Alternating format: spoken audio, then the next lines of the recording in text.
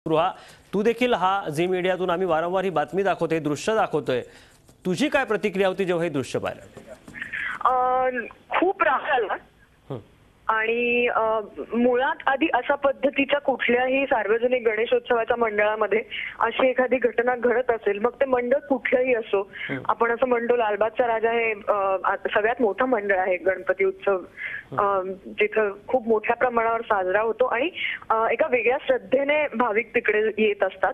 आणि अशा वेळेला मंडळापेक्षा आणि गणपतीपेक्षा समजा कार्यकर्ते मोठे होत असतील तर ती अत्यंत चुकीची गोष्ट आहे असं मला वाटतं. नक्की नक्की स्पृहा, आपला मुद्दा या ठिकाणी आहे व्यवस्थापनेचा, की जर आपण मोठमोठ्या क्रिकेट सामन्यांमध्ये इतकी गर्दी असताना आपण एक व्यवस्थापन बघतो, इतर देवस्थानांमध्ये आपण इतकं सुंदर व्यवस्थापन बघतो, इतकं मोठं मंडळ आहे लालबागचा राजाचं गणेश मंडळ, त्या ठिकाणी हे व्हायला अपेक्षित नाही आहे?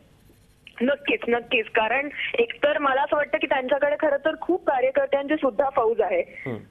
मला मान्य आहे की खूप प्रचंड प्रमाणात गर्दी होते आणि तिथे कायदा आणि सुव्यवस्थेचा किंवा खूप जास्त प्रमाणात समजा गर्दी झाली तर त्याच्या नियोजनाचा प्रश्न येऊ शकतो, परंतु कुठल्याही परिस्थितीमध्ये अशा पद्धतीने कोणाशीही व्यवहार होणं हे योग्य नाही.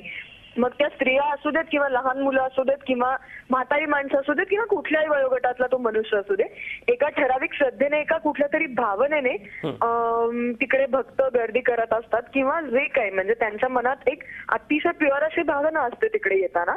आणि एक खूप तास तिथे त्या रांगेत उभं राहून त्या लालबागच्या राजाचं दर्शन घ्यावं तितकीच इच्छा मनात ठेवून लांबून समजा भक्त येत असतील आणि अशा पद्धतीने समजा जर त्यांना वागणूक मिळत असेल तर कुठल्याही पद्धतीने ती चुकीची आहे. आणि मग असं का होतंय इतक्या कार्यकर्त्यांची फौज असताना?